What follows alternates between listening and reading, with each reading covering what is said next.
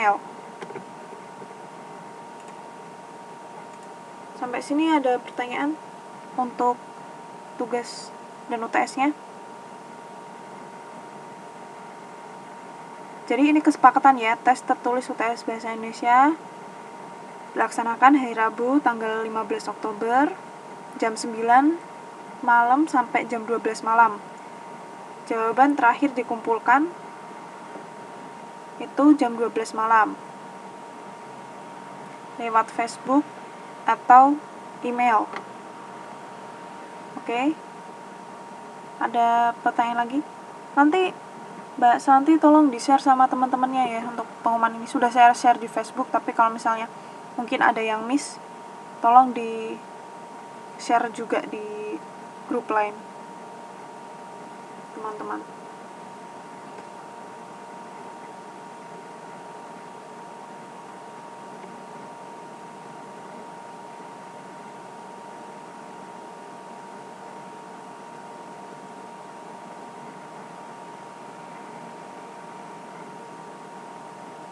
Ya. Oh, kalau misalnya di garis bawah itu perlu revisi. Iya, yang salah. Itu yang perlu dibenarkan. Jadi nanti tugas membuat cerpen itu yang terakhir itu dikumpulkan hari Selasa. Hasil revisi juga dikumpulkan hari Selasa. Oke. Iya, revisi. Harus direvisi itu. Tapi kalau misalnya ya nggak apa-apa sih lembur. Rabunya padahal ada kelas pagi, udah nggak apa-apa. Diperbaiki terus dikumpulkan, tapi dikumpulkannya lagi harus sebelum pukul 10:30 malam hari Selasa.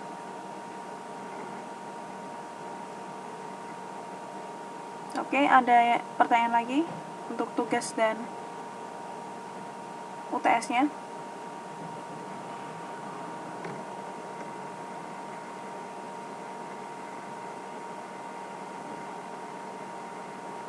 Iya, ini Minggu.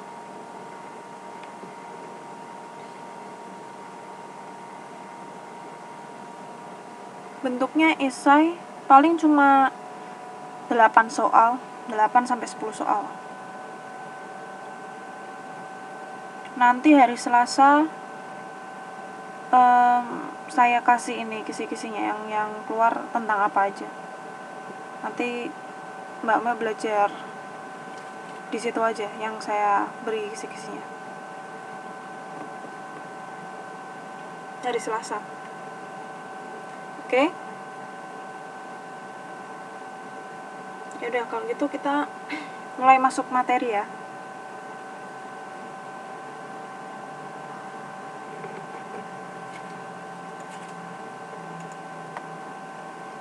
Oke, jadi Mbak Risa kemarin udah dapat modulnya? Apa belum nyampe juga?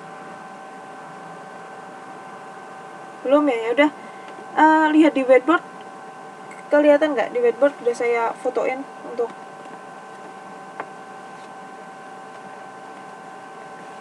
ya. Coba lihat di whiteboard Mbak Risa, kelihatan nggak?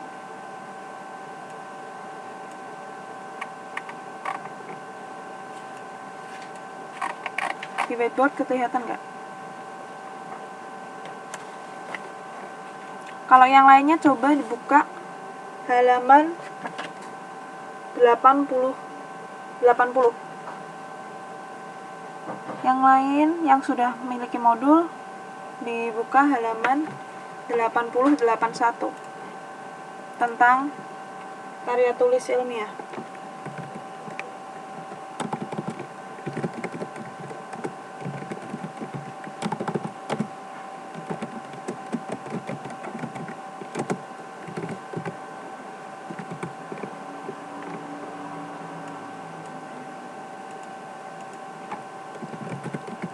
Oke.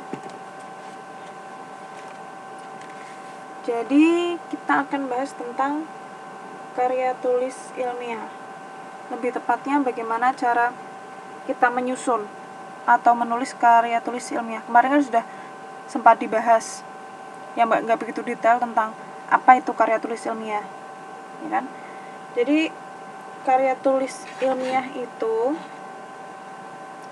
suatu laporan suatu kegiatan penelitian. Jadi yang namanya karya tulis ilmiah itu harus didasari dengan penelitian, nggak bisa asal nulis. Berbeda dengan cerpen mungkin kita bisa menulis dengan hasil imajinasinya kita sendiri. Tapi kalau misalnya karya tulis ilmiah itu harus didasarkan dengan penelitian dan metode yang jelas. Kalau metodenya nggak jelas atau itu bukan merupakan hasil penelitian, itu tidak bisa dikategorikan sebagai karya tulis ilmiah. Oke, sampai sini paham ya apa itu karya tulis ilmiah? Sekarang kita masuk ke bagaimana cara menyusun suatu karya tulis ilmiah.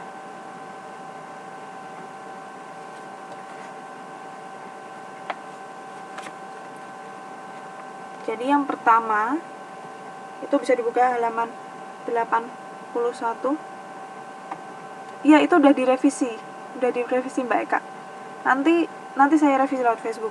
Yang di Facebook saya revisi lagi.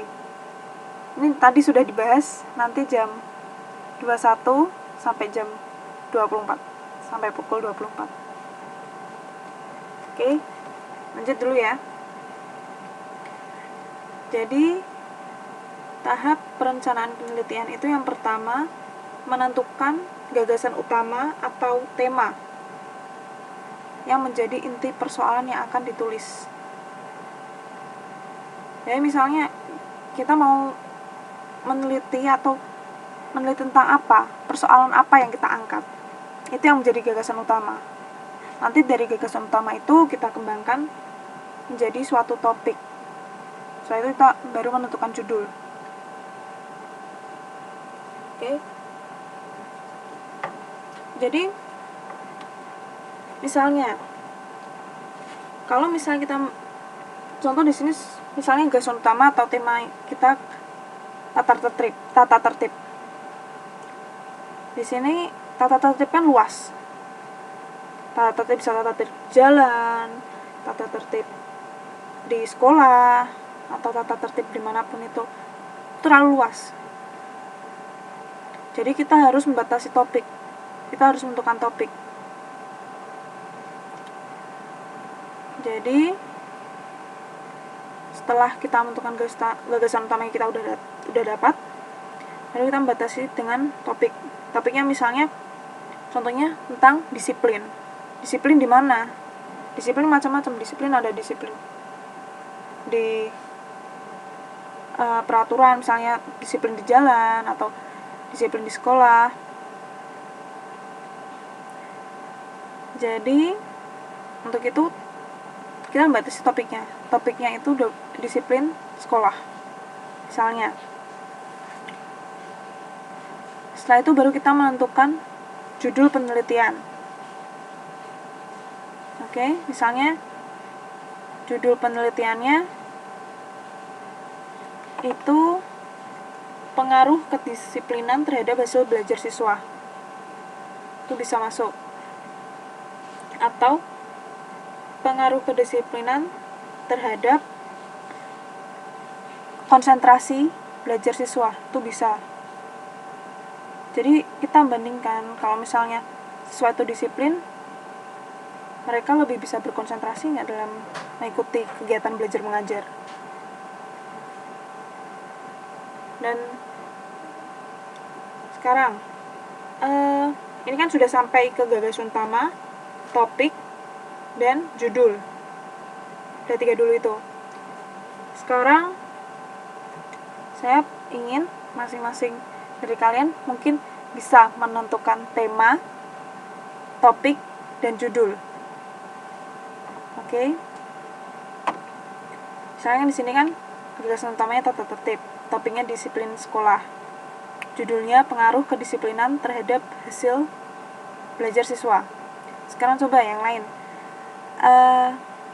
Menentukan gagasan utama, setelah itu topiknya apa, judulnya apa, baru menentukan judulnya apa. Coba. Atau ada pertanyaan dulu sampai sini?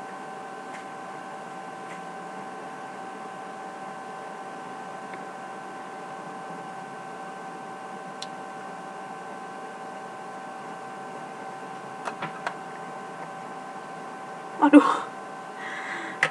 Oke, Mbak Santi, gini. Tadi kan kita sudah membahas tentang gagasan utama, topik, dan judul penelitian. Sekarang coba masing-masing dari kalian memilih suatu gagasan utama atau tema. Setelah itu tentukan topiknya apa, baru setelah itu menentukan judul. Itu bisa dilihat, untuk contohnya bisa dilihat pada modul halaman 81. Hanya 3 itu aja. Temanya apa, topiknya apa, judulnya apa. Kalau misalnya Mbak misalnya harus membuat suatu karya tulis ilmiah, itu kira-kira yang mau diteliti apa? Yang pertama kan harus menentukan gagasan utama. Yang kedua memilih topik. Yang ketiga menentukan judul. Coba sekarang misalnya apa? Contohnya udah ada di halaman 81.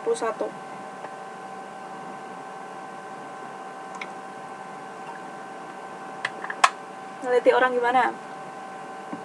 Coba tentang macam-macam, misalnya tema misalnya tentang kesehatan, bisa tata tertib, peraturan, atau tentang komputer, tentang bahasa. Bisa, penelitian ada banyak, temanya ada banyak. Temanya dulu aja deh, mau menentukan tema apa dulu. Temanya kehidupan BMI. Oke, berarti ini di sini mau meneliti tentang kehidupan BMI. Oke, masuknya berarti bisa masuk ke sosial. Mbak Ratmit, kalau misalnya tema itu jangan langsung panjang, jangan terlalu sempit dulu, langsung secara general dulu. Kebersihan di lingkungan sekitar. Mbak Susi mungkin temanya bisa diganti cuma temanya tentang kebersihan. Mbak Susi ya, temanya tentang kebersihan. Mbak Santi kehidupan BMI. Oke. Terus Mbak Ami tentang peraturan. Jadi gini. Yang pertama dulu ya. Itu kehidupan BMI. Oke, ini bisa merupakan suatu tema. Ini tema dulu.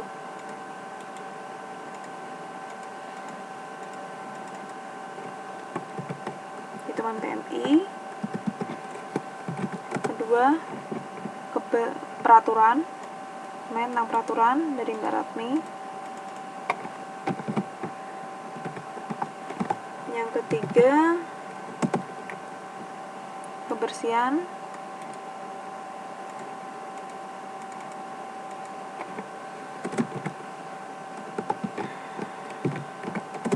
Oke. Tenaga kerja asing. Oke, bisa.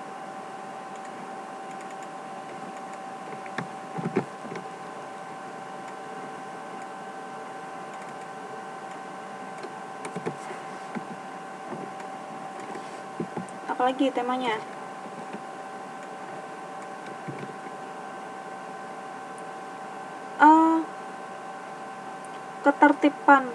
Ketertiban aja. Kalau misalnya itu ketertiban, nanti topiknya baru ketertiban lalu lintas. Jadi kalau misalnya gagasan utama atau tema itu pertama general dulu, luas dulu, baru dipersempit dengan topik. Dari topik yang kita ambil itu baru kita tentukan judulnya. Seperti itu. Oke. Kebalik Mbak Eka. Temanya dulu. Temanya apa? Misalnya kalau misalnya di sini berarti temanya Mbak Eka itu lingkungan. Temanya lingkungan. Topiknya itu misalnya bencana alam. Sedangkan judulnya mungkin bisa beberapa lokasi banjir di Indonesia. Itu bisa kayak lingkungan, kita dulu ya, lingkungan. Tema lingkungan. Jadi topik itu lebih sempit, lebih mengkerucut daripada tema. Tema itu luas. Temanya perbedaan antar negara. Bisa perbedaan antar negara.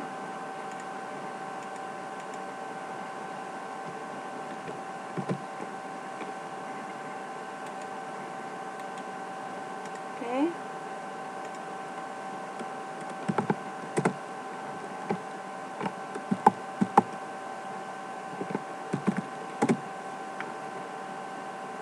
Mungkin ini bukan perbedaan ya, tapi temanya hubungan dulu, hubungan antar negara. Hubungan antar negara bisa mungkin perbedaannya, atau mungkin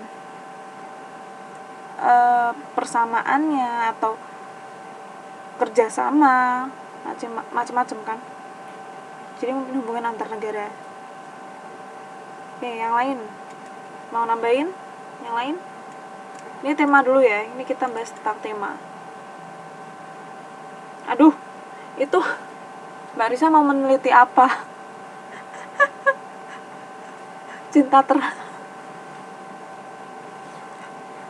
Meneliti tentang cinta.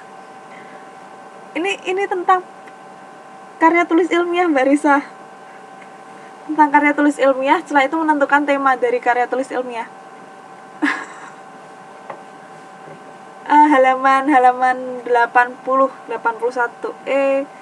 Oh Mbak Risa nggak ini ya, kelihatan nggak Mbak ininya apa di whiteboard, kelihatan nggak untuk modulnya? Ini kan saya udah, nah ini tentang menentukan tema, topik, dan judul. Ini sementara kita masuk ke tema dulu aja, kita menentukan tema. Jadi kalau misalnya penelitian itu kan suatu yang logis, penelitian bukan imajinasi. Kalau cinta terlarang itu agak susah menelitinya. Kalau soal cinta-cinta agak susah menelitinya. Jadi itu nanti dulu lah. Oke, budaya negara Taiwan bisa. Berarti bukan budaya negara Taiwan. Diperluas dulu. Budaya negara Taiwan itu merupakan topik. Jadi tentang kebudayaan temanya. Kebudayaan.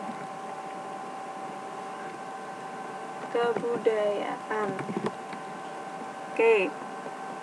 Oh ya Mbak Eka, silahkan. Ada lagi? Sementara ini dulu aja ya. Islam di Taiwan. Bisa.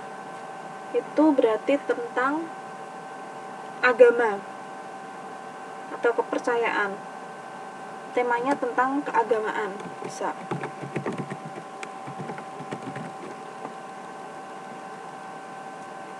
Keagamaan atau kepercayaan bisa. Oke. Ada lagi? Ini dulu aja ya, kita kembangkan. Oke. Yang pertama, ini sebenarnya kehidupan BMI itu bisa masuk ke tenaga kerja asing. Oke. Ini topiknya.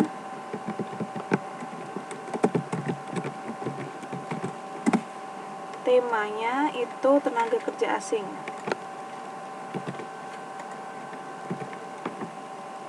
Topiknya kehidupan BMI. Sekarang kira-kira judul yang bisa dikembangkan dari tema dan topik ini apa? Oh iya Mbak Iwi, langsung aja. Ini kita sedang membahas tentang tema, topik, dan judul dari suatu karya tulis ilmiah. Bisa dibuka modulnya halaman 80-81.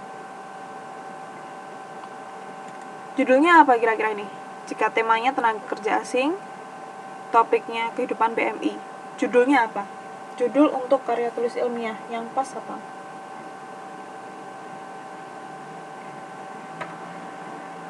Bukan, yang agak-agak ilmiah, penelitian. Misalnya pengaruh atau hubungan. Apa judulnya? Judul yang bisa diambil, bisa ditentukan dari tema dan topik ini. TKI Indonesia sama, kehidupan BMI kan, itu topik.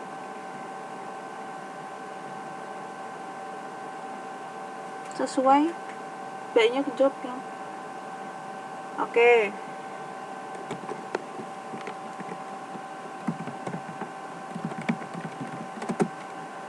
Hubungan antara, misalnya apa? Hubungan antara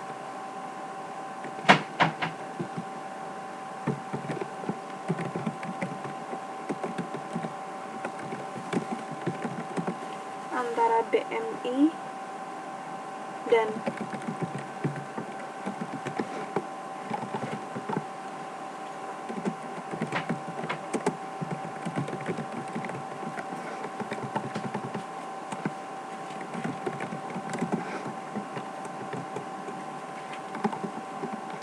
kinerja yang dihasilkan.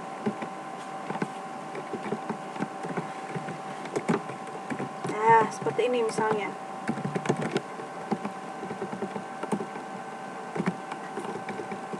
Hubungan, ini kan temanya tenaga kerja asing, topiknya kehidupan BMI. Judul penelitiannya, hubungan antara pergaulan BMI di Taiwan dan kinerja yang dihasilkan.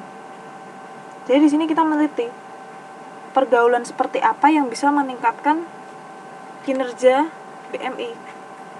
Misalnya, pergaulannya itu seperti apa? Misalnya pergaulannya sering keluar sembarangan atau apa. Nanti kinerja yang dihasilkan apa? Itu bisa. Jadi ada korelasi antara itu.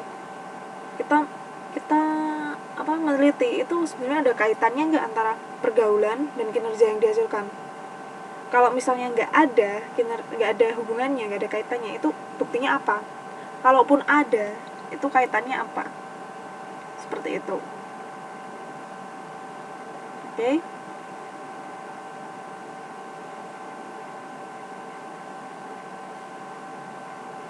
Jelas ada kaitannya ya? Kenapa kok bisa ada kaitannya, Mbak Santi? Kasih contoh misalnya. Pergaulan BMI Taiwan dan kinerja yang dihasilkan.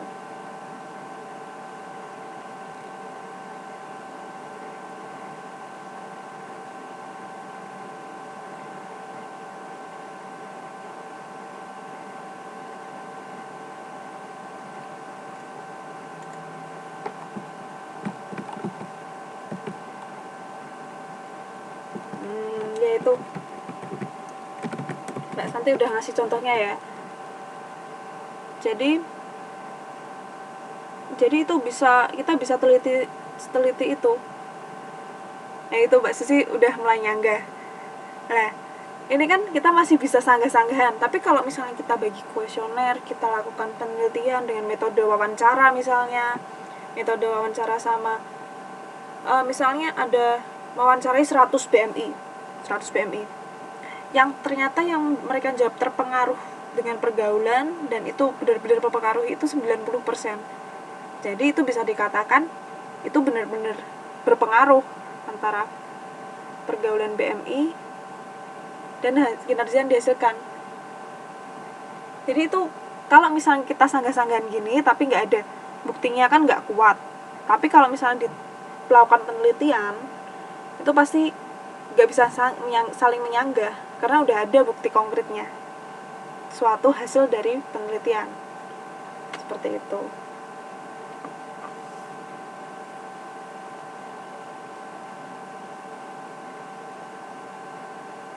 Jadi metodenya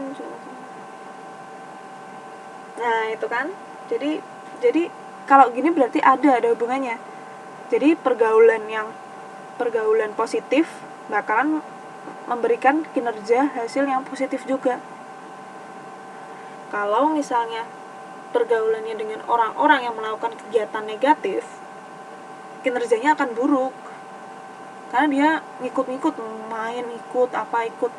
Emang misalnya diisi dengan kegiatan positif, itu malah menambah kinerja dia, menambah kreativitas, atau menambah kinerja dia. Seperti itu.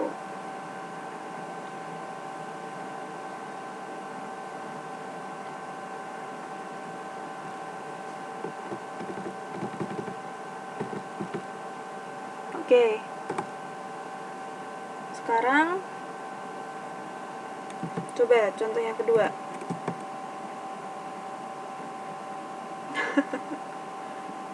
Dugem ya. Dugem. Iya Mbak, nanti langsung gabung aja, kita sedang membahas tentang karya tulis ilmiah, menentukan tema, topik, dan judul. Oke, sekarang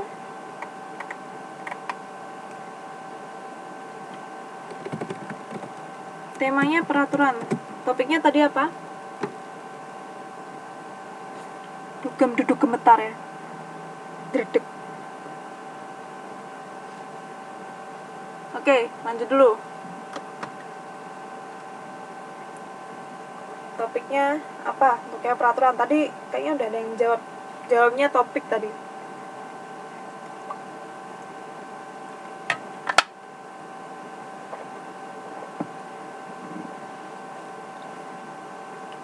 Ya Mbak Siti langsung gabung aja. Topiknya apa? Coba sekarang kita masuk ke tema yang nomor 2. Temanya peraturan. Kira-kira topik yang bisa diangkat menjadi suatu karya tulis ilmiah itu apa?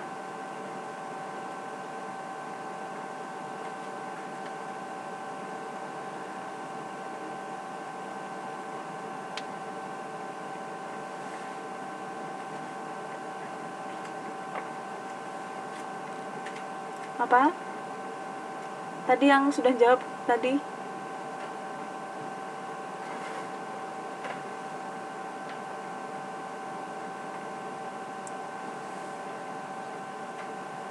Mematuhi peraturan di Taiwan.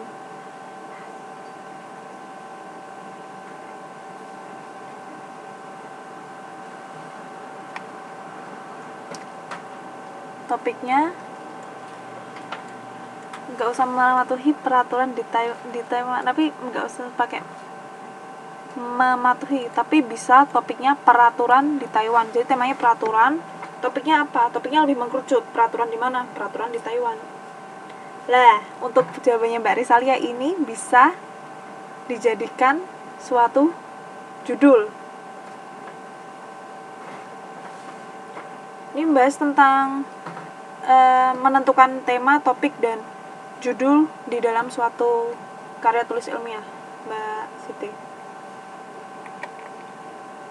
Oke, jadi mungkin ini kita bisa milih topiknya itu peraturan di Taiwan.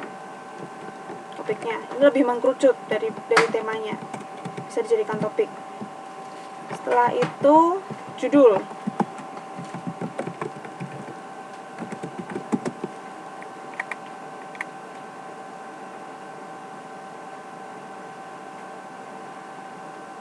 Oh iya, silahkan Mbak Santi.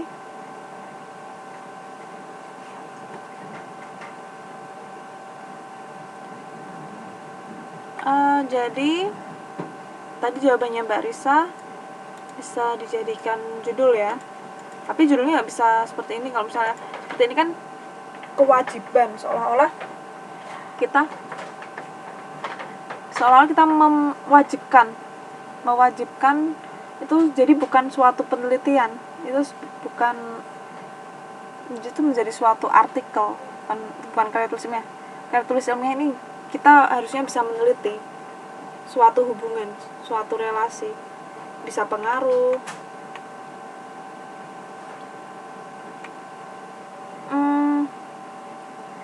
Mungkin ini kita bisa ubah menjadi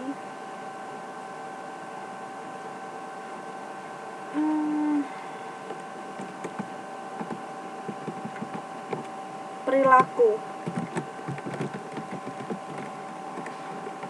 BMI dalam menaati peraturan yang ada di Taiwan. Mentaati, oke. Jadi kalau tata cara nanti jadinya prosedur malah ini. Kalau misalnya perilaku itu jadi kita bisa meneliti perilakunya, perilaku dari BMI. Misalnya jika ada peraturan di Taiwan, itu BMI itu cenderung mentaati atau cenderung tidak mentaati.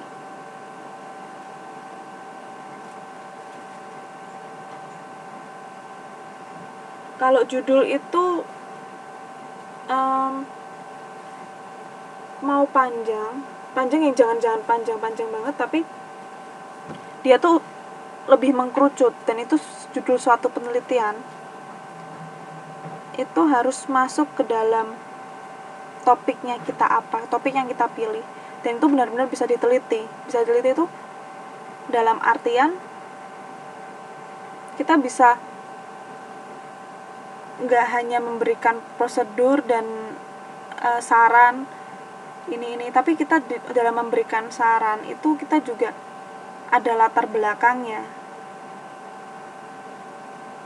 Judul itu harus memuat semuanya itu.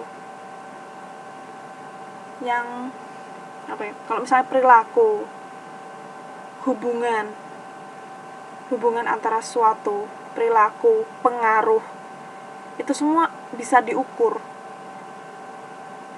Jadi kalau misalnya peraturan dan adat istiadat yang ada di Taiwan itu bisa menjadi topik. Itu topik. Oke. Coba yang terakhir tentang kebersihan. Temanya tentang kebersihan. Ini yang terakhir, contoh yang terakhir. Topiknya apa kira-kira?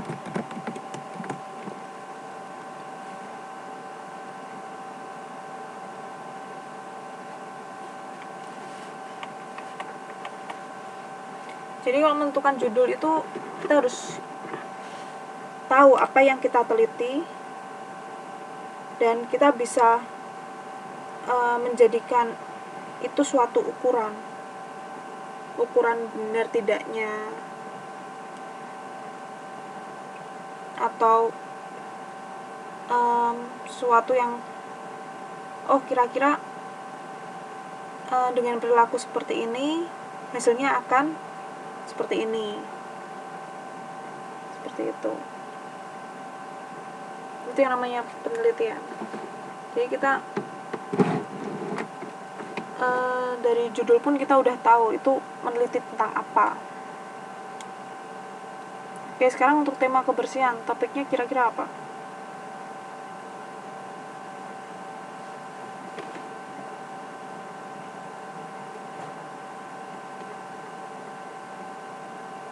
Topiknya tentang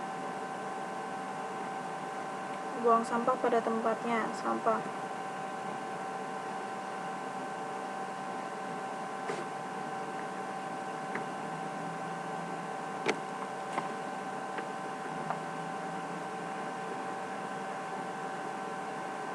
Nah, kalau dilarang buang sampah sembarangan, ini merupakan suatu saran, suggestion, saran. Itu bukan saran atau himbauan, itu bukan merupakan sesuatu yang bisa diteliti. Mungkin bisa dilarang membuang sampah sembarangan, tapi ini kita bisa masukkan ke dalam kesimpulan atau saran.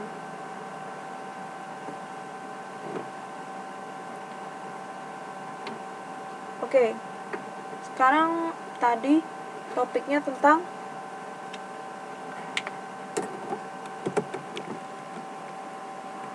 sampah bisa, topiknya tentang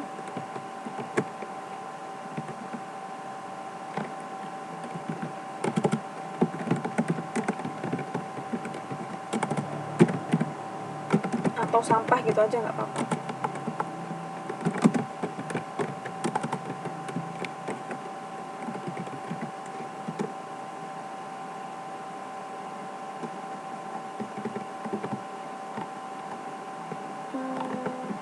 Oke, kebersihan lingkungan juga bisa. Nah, bisa karena kebersihan kan bisa macam-macam. Bisa kebersihan lingkungan, kebersihan badan.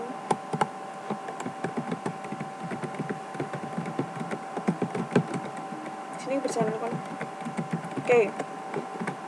Silakan pilih salah satu, bisa membuang sampah, bisa kebersihan lingkungan.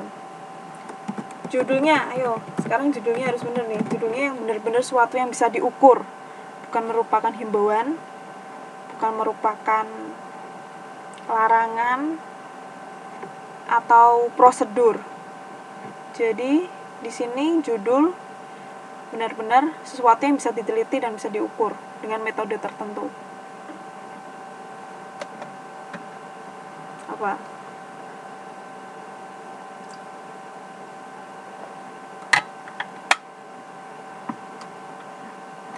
Oke, bisa itu pengaruh menjaga kebersihan lingkungan dengan apa? Untuk siapa? Jadi itu harus jelas. Pengaruh menjaga kebersihan lingkungan untuk siapa, untuk siapa, dan itu apa gitu.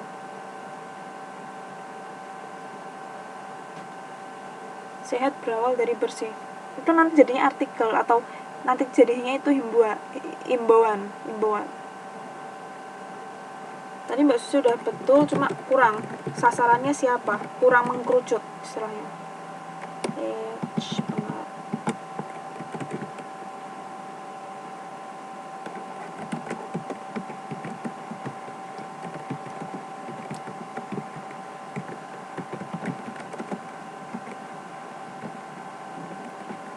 Kalau pentingnya itu nanti jadinya himbauan. Pengaruh menjaga kebersihan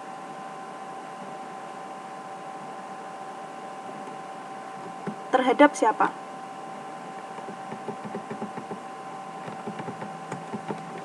Terhadap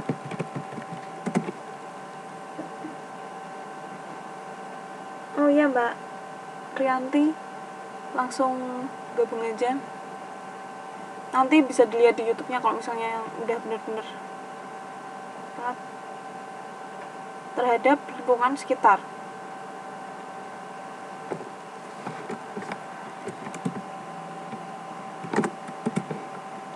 Ini aja kalau itu.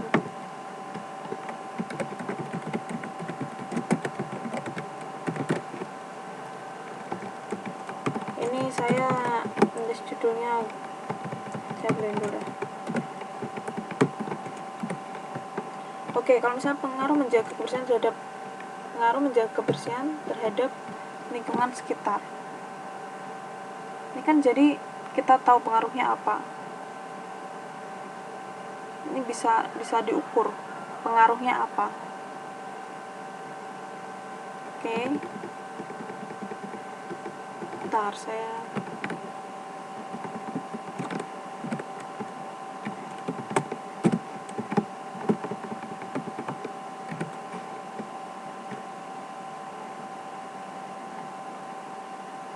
oh iya Mbak Lisa, nggak apa.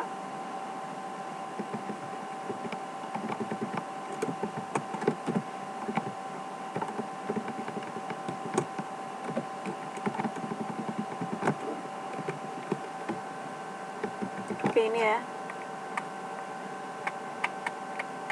Jadi ini bisa dilihat juga pengaruhnya apa. Kita bisa melakukan observasi istilahnya. Jadi dengan menjaga kebersihan itu lingkungannya apa terhadap lingkungan sekitar. Misalnya ada orang yang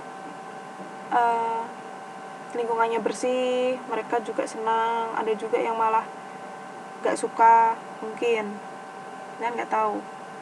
Tergantung nanti hasil penelitiannya seperti apa. Oke. Sekarang ada pertanyaan nggak? Udah ada 3 contoh. Ada pertanyaan? Untuk sementara untuk karya tulisannya kita sampai sini dulu. Jadi menentukan tema, topik, dan judul.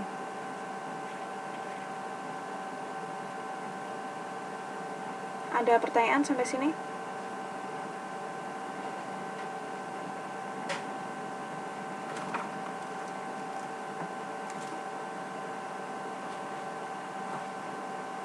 Halo. Ada pertanyaan nggak? Kalau misalnya nggak ada pertanyaan, kita lanjut. Lanjut ya.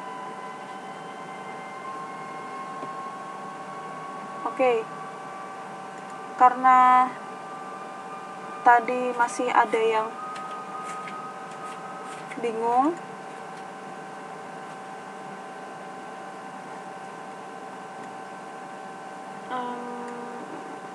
bentar. Jadi tadi masih ada yang bingung tentang bagaimana sih kata-kata yang misalnya memakai imbuhan di saat kapan saat mereka dipenggal atau dipisah, kapan saat dipisah, kapan saat disambung. Itu beberapa masih ada yang bingung di cerpennya. Sekarang kita gini.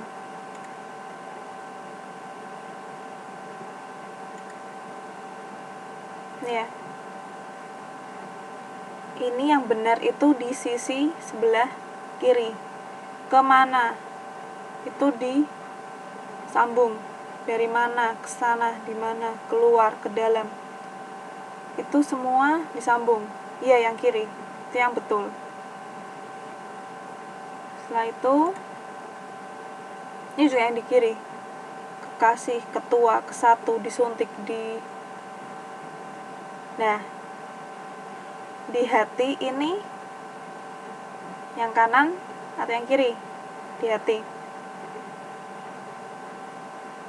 Sebelah kiri, tapi di sini pengecualian. Di hati ini harusnya dipisah di spasi hati, karena hati kata benda. Oke.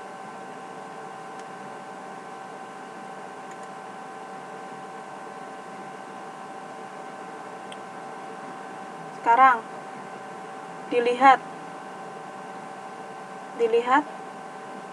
disambung. Ke pasar dipisah. Kepada disambung. Daripada disambung atau dipisah? Daripada disambung. Kemari disambung. Ke kiri dipisah. Oke. Ini nanti saya kasih tanda dulu yang betul mana, yang salah mana, nanti baru saya upload. Oke. Setelah itu biokimia. Kalau awalan disambung. Kalau kata depan dipisah. Di plus kata tempat atau kata benda, jadinya dipisah.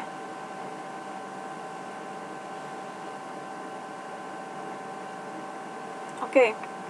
Biokimia disambung ya. Dasawarsa itu 10 tahun.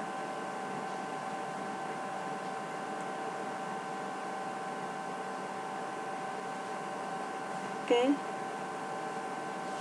Dasawarsa disambung. Prasangka disambung. Pasca panen. Gak apa, Mbak Siti, nanti saya kasih tanda yang betul mana, nanti saya upload. Oke, purna tugas itu disambung. Semifinal ini disambung juga. Ini kata serapan dari bahasa Inggris. Oke. Nah, ini.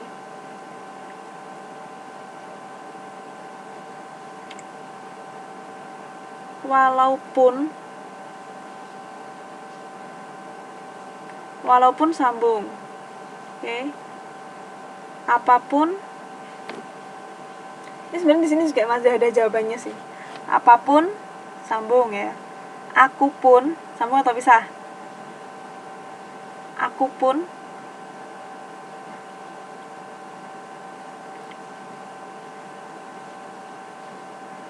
oke, nanti kita lihat. Aku pun harusnya pisah. Tanggung jawab pisah, kerjasama sambung, garis bawah saya. Oke, kita lihat jawabannya. Bentuk ditulis serangkai apabila diikuti kata kerja. Oke, diikuti kata kerja apapun, ya nggak apa mbak sih, itu pasti disambung di plus kata kerja. Ditulis tidak serangkai dengan kata yang mengikutinya jika diikuti kata benda atau kata nomina, kata benda, atau di sebagai kata depan. Di plus kata tempat itu selalu dipisah. Sampai sini paham ya yang bentuk di? Oke. Sekarang lanjut. Nah, di sebagai awalan membentuk kata kerja pasif. Plus kata kerja ini semua plus kata kerja ya. Dipukul, dimakan, dibangun, disuntik. Di meja, di sebelah, di dalam, di samping. Pisah semua. Oke, jelas ya sampai sini. Kita lanjut lagi. Nah,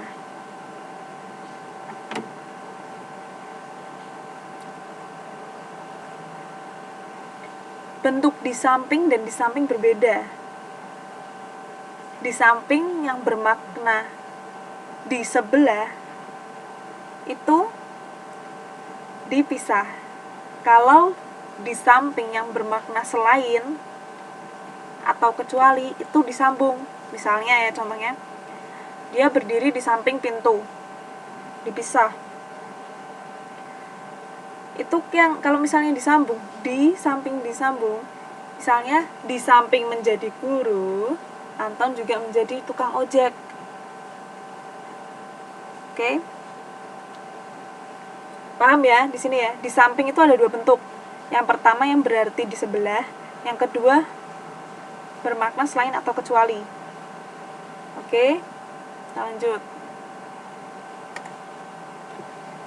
Nah, ini bentuk ke. Ke ditulis serangkai jika kata yang mengikutinya itu kata bilangan atau kata numerelia. Kata bilangan lah ya yang gampang, ke 1, ke 2, ke 3 disambung. Bentuk ke ditulis tidak serangkai jika ke sebagai kata depan. Ke pasar, ke rumah, ke sekolah itu dipisah. Contohnya seperti ini. Ke 1, ke 4, ke 1000, ke 100 semuanya disambung. Kalau sebagai kata depan, ke plus kata tempat, keterangan tempat itu pasti dipisah. Paham ya? Yang ke? Ada pertanyaan?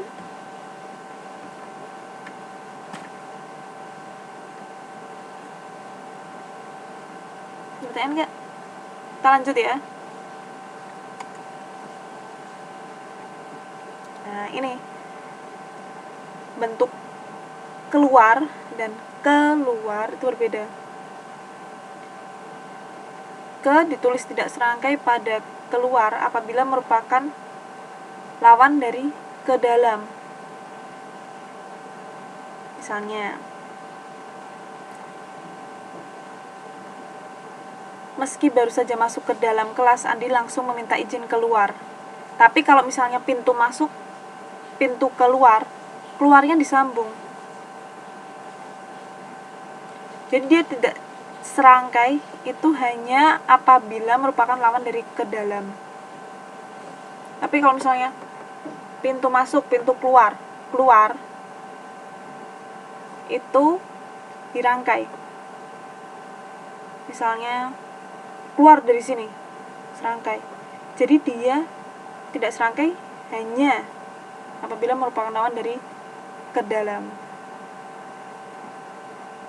Jadi bentuk ke yang bukan merupakan awalan maupun kata depan itu semuanya dirangkai. Misalnya ketua, kemari, keluar, kekasih, kehendak, itu semua dirangkai. Kalau kemana dirangkai nggak? Kemana? Itu dirangkai atau dipisah? Disambung atau dipisah?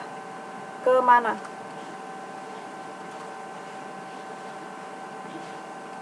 Iya. Disambung, betul. Kemana itu merupakan suatu kalimat tanya, kata tanya, kemana. Jadinya disambung dia. Oke, kita lanjut. Bentuk pun. Nah, ini juga ada beberapa yang bingung untuk pun. Pun ditulis rangkai dengan kata yang mendahulunya jika pun merupakan satu kesatuan dengan bentuk kebahasaan. Agak bingung ya? Nah, ini agak bingung ya. Sekarang, bentuk pun ditulis tidak serangkai dengan kata yang mengawalnya apabila berfungsi menyangatkan. Sangat, dari kata sangat, menyangatkan. Ini biar gak bingung langsung contohnya aja. Kalau misalnya kata-kata ini bingung. Pun sebagai satu kesatuan dalam kebahasaan itu misalnya meskipun, walaupun, bagaimanapun, biarpun. Itu satu kesatuan dalam kebahasaan. Itu harusnya dirangkai. Sedangkan yang berfungsi menyangatkan, sangat, dari kata sangat ya, menyangatkan. Istilahnya lebay lah, melebih-lebihkan.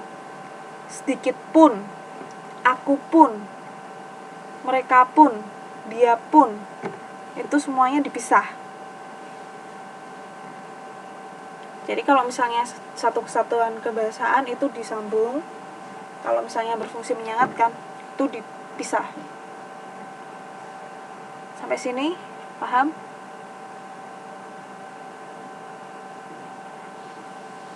Atau sedikit paham? Oke. Atau ada yang mau ditanyakan? Apa yang mau tanyakan? Jangan sikit-sikit toh.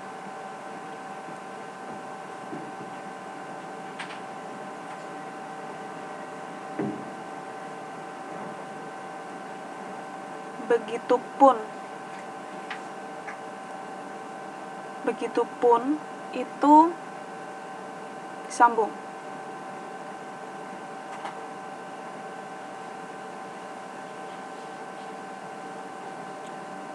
Walau bagaimanapun bisa.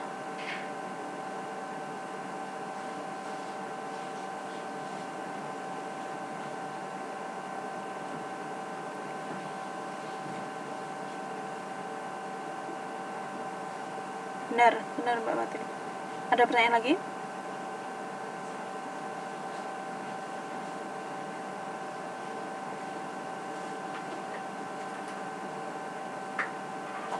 Sama-sama Mbak Ayu. Ya betul kalimatnya.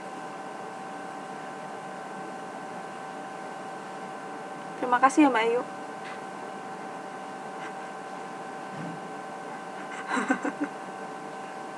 Oke, kita lanjut. Kita lanjut ya.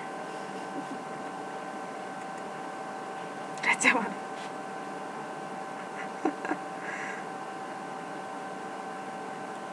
Kita lanjut.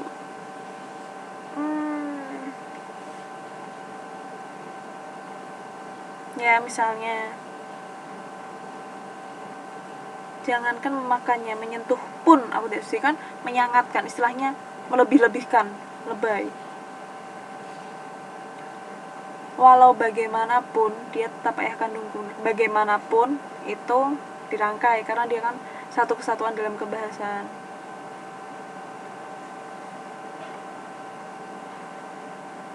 Sekalipun dipisah, itu kan juga lebay, artinya menyangatkan. Aku tidak akan datang. sekalipun dia menyuruhku.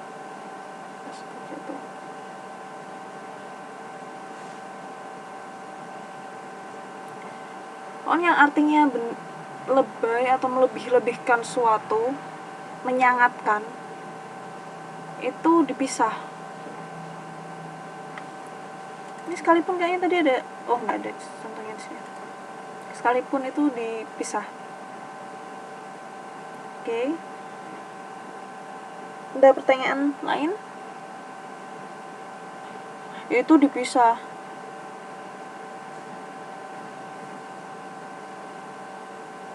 Benar.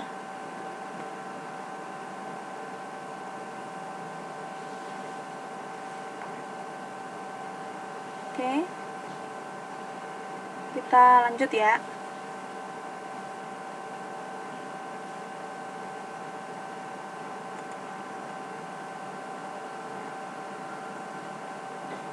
Nah, ini.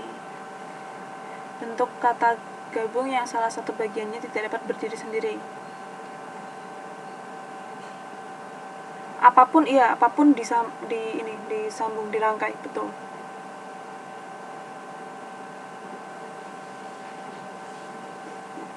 Aku pun dipisah, kan disambung.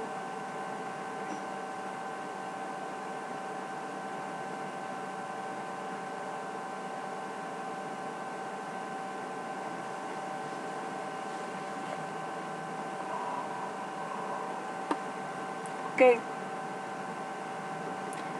kita lanjut ya. Untuk contoh yang berikutnya adalah kata gabung yang salah satu bagian tidak bisa berdiri sendiri. Misalnya ekstrakurikuler, antar kota,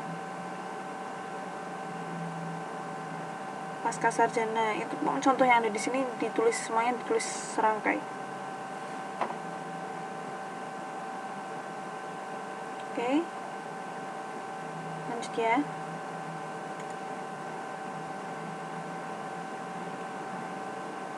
Nah, ini di sini contoh jika kata gabung yang ditulis tidak serangkai. Jika dia ditulis serangkai apabila mendapatkan imbuhan awalan dan akhiran. Misalnya, tanggung jawab itu dipisah, tanggung jawab.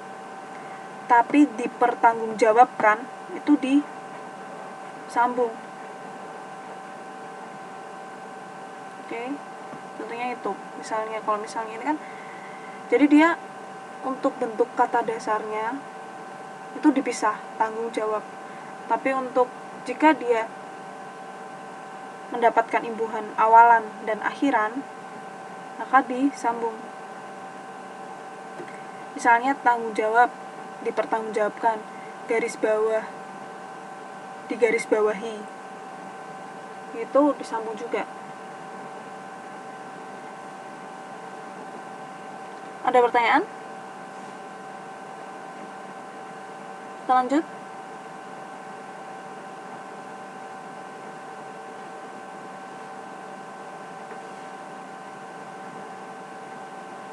Kita lanjut ya. Aku pun dipisah, iya. Nah, ini contohnya. Bertanggung jawab itu tetap dipisah karena dia hanya mendapatkan awalan. Tapi kalau misalnya mendapatkan awalan dan akhiran, baru disambung. Diputar balik, dipisah, diputar balikan, itu disambung. Jadi ini ya contoh-contohnya. Di sini ada, nanti dipelajari. Oke. Sampai sini ada pertanyaan nggak dari materi yang ejaan dalam bahasa Indonesia tentang dipisah dan disambung? Ada pertanyaan? Nggak ada, kita lanjut.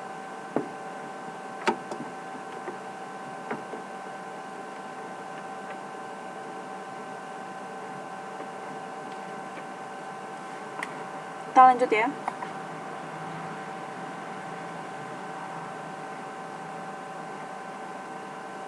Kataku belakang kalimat, maksudnya gimana? Oke, 10 menit ngomong soal ini aja, tentang tanda baca dan penggunaannya. Emang bahasa Indonesia emang cukup rumit, Mbak Wiwi. Jadi mungkin jika ada 10 guru bahasa Indonesia dikumpulin, terus disuruh menganalisa suatu teks, pasti jawabannya beda-beda kok. Gak ada yang persis plek sama. Keluargaku, dinya dipisah, di keluargakunya baru nyambung, di keluar, ya betul, lewat ini, ya betul, di keluargakunya nyambung, dinya yang dipisah.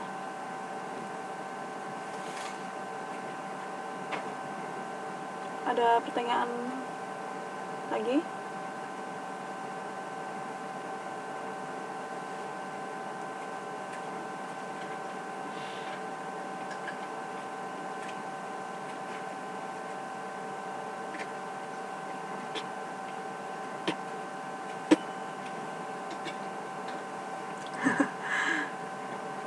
Nanti materinya saya upload, Mbak Santi, jangan khawatir. Ini tentang kata-kata mana yang perlu dirangkai, mana yang perlu dipisah.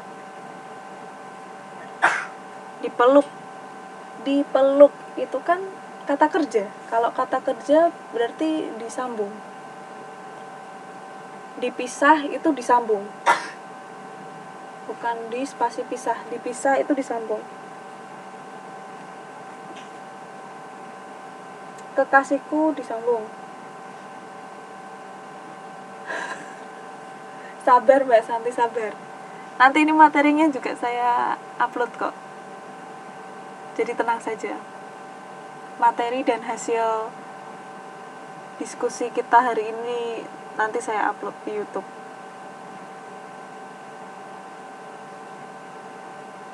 Itu baku. Terbendung itu baku. Di hadapanku dipisah, betul.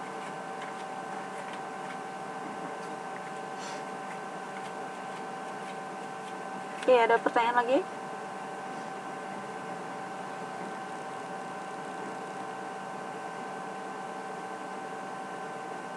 Jadi ini saya ingatkan, kalau UTS-nya, nilai total UTS-nya itu 50%-nya dari cerpen, tugas cerpen. Yang 50%-nya dari ujian tertulis besok.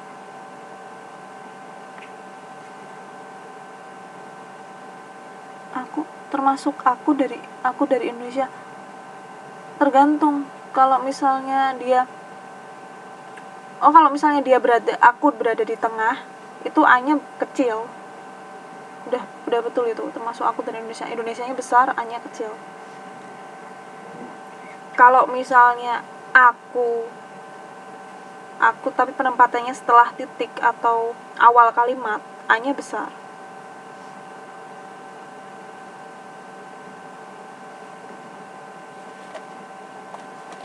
Oke, ada yang lain?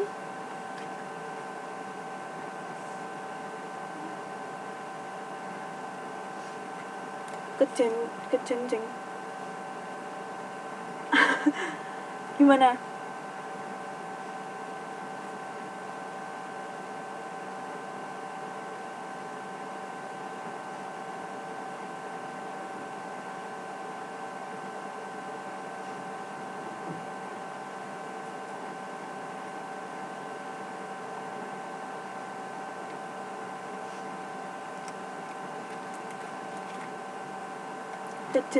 Ke jenjang yang lebih tinggi.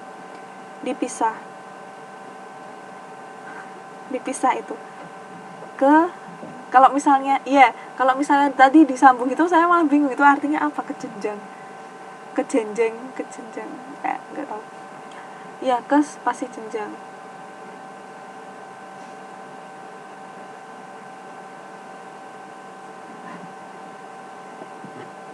Ada pertanyaan yang lain? soal kata-kata.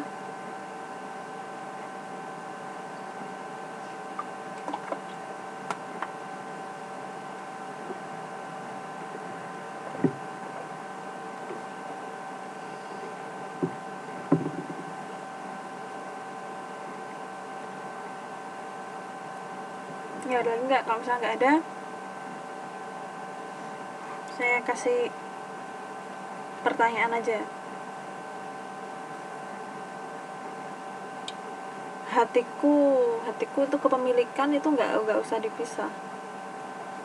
Hatiku disambung. Ya, disambung seperti itu. Hatiku, hatimu, hatinya sambung. Beda lagi kalau misalnya hati aku baru dipisah, tapi jarang sih.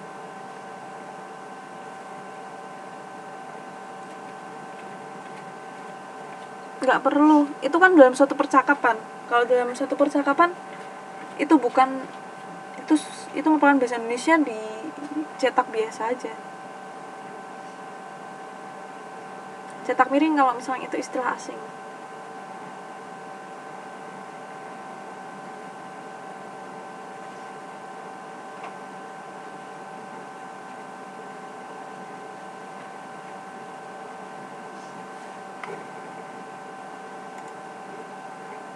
Nah,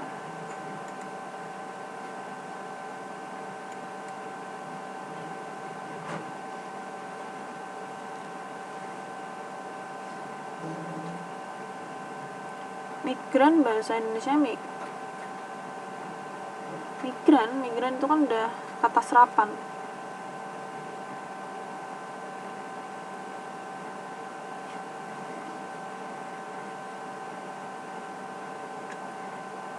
Kalau bekerja sama, ya migran itu udah kata serapan, nggak masalah, itu nggak perlu dicetak miring.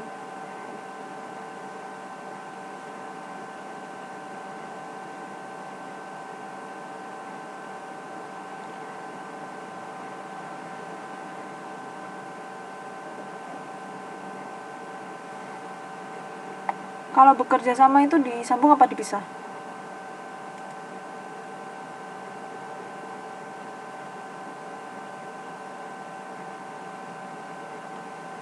Bekerja sama. Contohnya nulisnya gimana?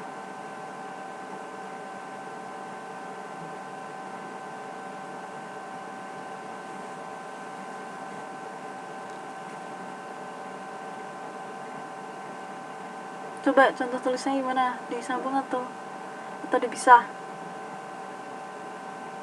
Bekerja sama.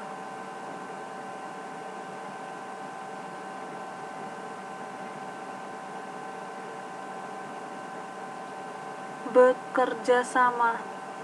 Harusnya nulisnya gimana? Mengkhawatirkan. Nah, ini perlu kata bahasa bakunya khawatir atau khawatir.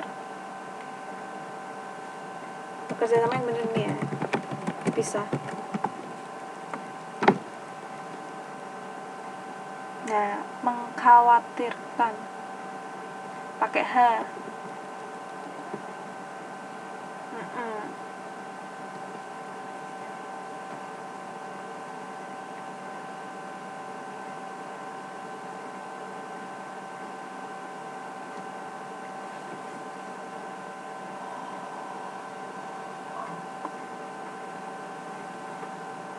Lagi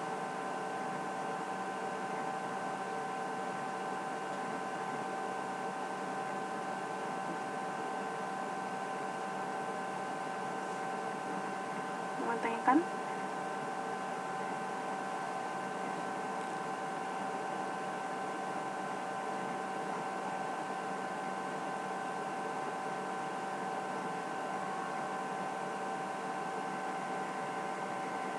Iya, salah ketik udah bermasalah.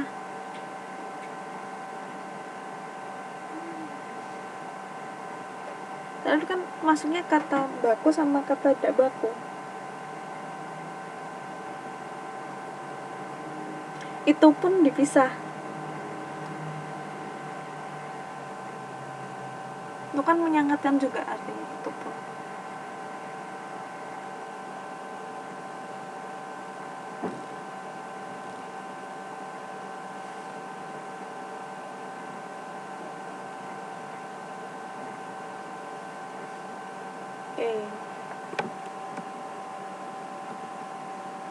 Jadi yang betul mana ya? Atau ini yang betul mana? Yes, tuh aku juga salah nulis kan? Jadwal atau yang betul mana?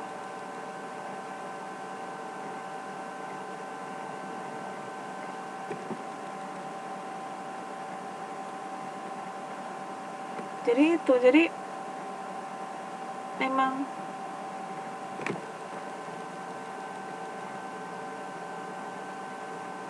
senangnya bisa bertemu kamu. Nggak perlu ditulis miring. Itu kan bahasa Indonesia semua. Nggak perlu ditulis miring. Oke, ada pertanyaan lain? Oke, yang betul ini atau ini ya? Bentar. Eksperimen atau eksperimen? Yang betul mana?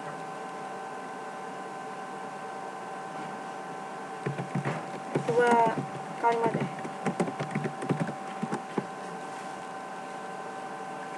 Yang betul mana? Eksperimen atau eksperimen? Seksi atau seksi? Kalau pengucapannya betul sih. Yang eksperimen? Oh ya udah.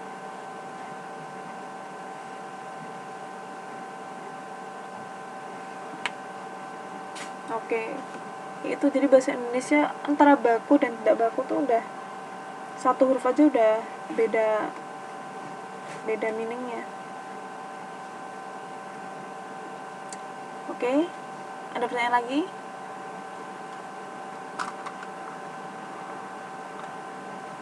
Nah, itu pertanyaan bagus itu. Pakai H, Mbak Wiwi. Nah, tuh.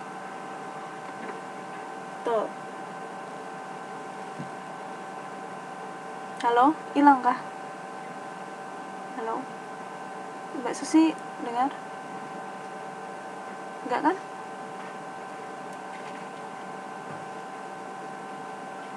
Oke, udah pada benar semua itu. Ada pertanyaan lagi?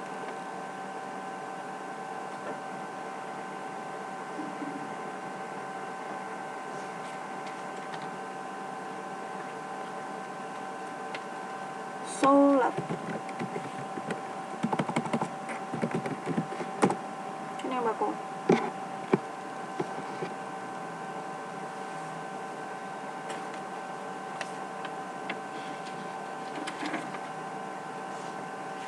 Oke, ada pertanyaan lagi?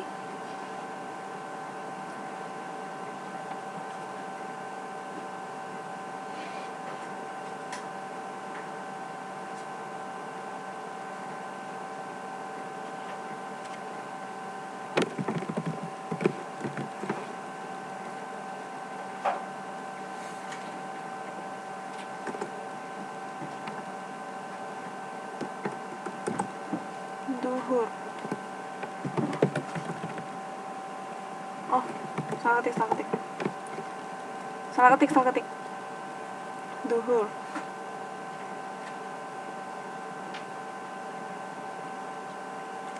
Kegiatannya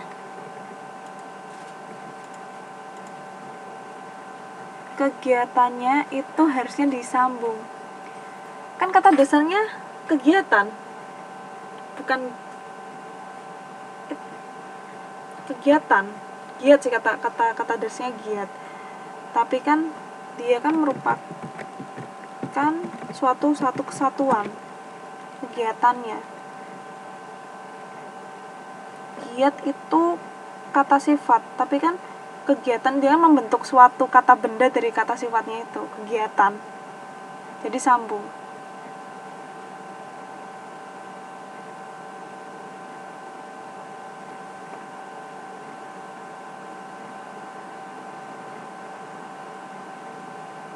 Oke, ada pertanyaan lagi?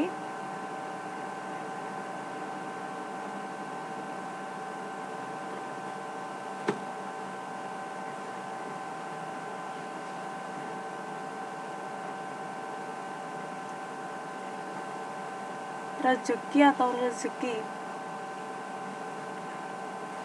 Pakai apa? Pakai Z atau pakai J?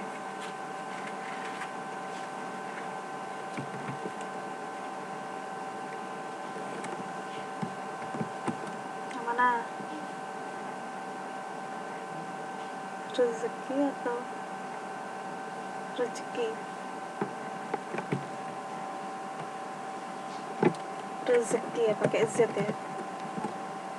Yang bako.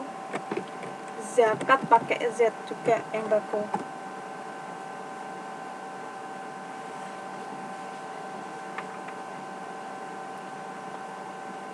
Oke. Sini ada pertanyaan lagi? Atau udah dulu? Kita lanjut dari Selasa.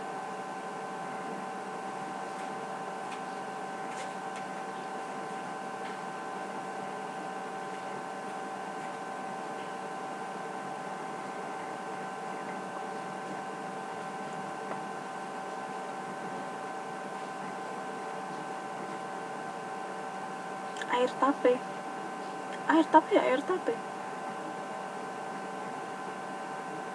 Legen kah? Legen kan air tebu ya, air tape.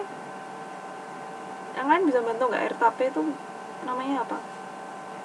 Setahu apa air tape? Atau ada istilah lain air tape? Bukan legen ya? Apa air tape? Saya kurang tahu kalau istilahnya air tape.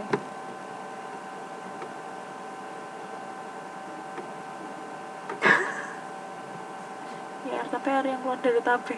Namanya apa istilahnya? Taunya air tebu sih. Aduh. Pakai K. Fokus. Kalau fokus nanti jadinya bahasa Inggris.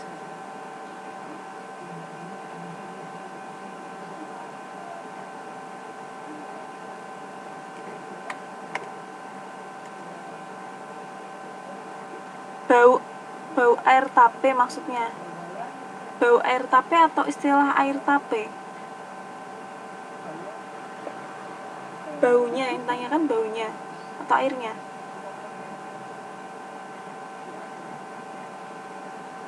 Air tape, nggak tahu saya istilah air tape. Coba nanti saya cariin coba istilah air tape.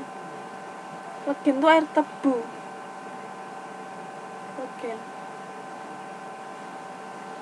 Air tape nggak tahu saya istilah air tape. Apa ya?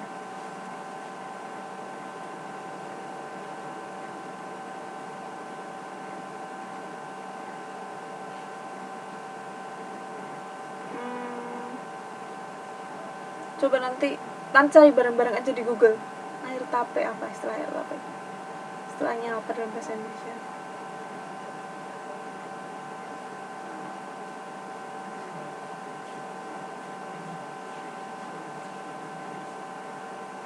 Oke. Ada pertanyaan lagi? Kalau enggak saya akhiri kelasnya. Udah lewat ya.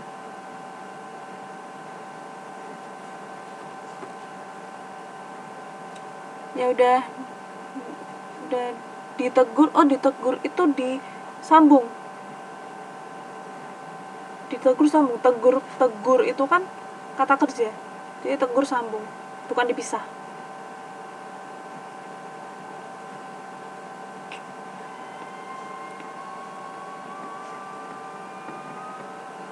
Oke.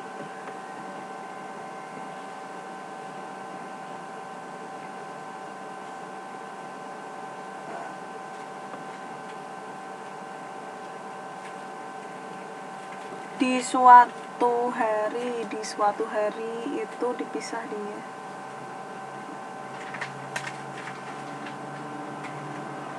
Bener, udah betul dipisah seperti itu.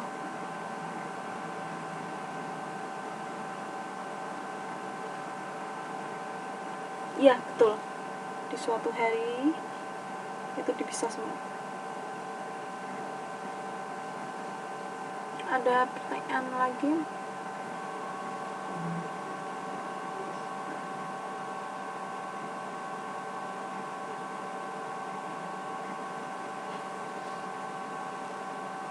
Atau mungkin udah dulu. Kita lanjut hari Selasa. Jangan lupa tugas cerpennya dikumpulkan. Setelah nanti saya kasih kisi-kisinya untuk tes apa aja. Oke. Ya ini udah lewat waktunya.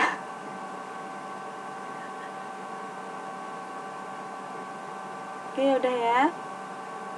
Ini kalau misalnya ada yang mau tanyakan lewat Facebook aja. Oke. Oh iya, untung diingetin. Yang sudah mengumpulkan ya, yang terakhir sampai tadi sore itu Mbak Agus Susianti, tapi revisinya belum dikumpulkan ya. Pokoknya yang terakhir yang udah ngumpulin aja, yang udah submit ke saya itu Mbak Susi, Mbak Ana, kemarin Mbak Ana namanya siapa? Mbak Ana, Mbak Endang Rahayu, Mbak Ratmi, Mbak Suti Rahmawati, Mbak Santi, Mbak Watini, sama Mbak Wiwi Rahayu.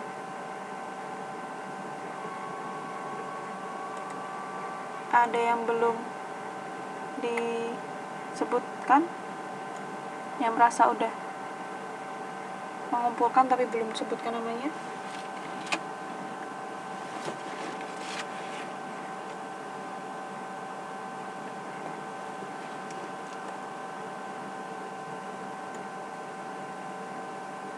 Udah ya? Jadi semuanya udah ya? Oke. Terima kasih semuanya. Selamat malam, selamat istirahat. Wassalamualaikum warahmatullahi wabarakatuh.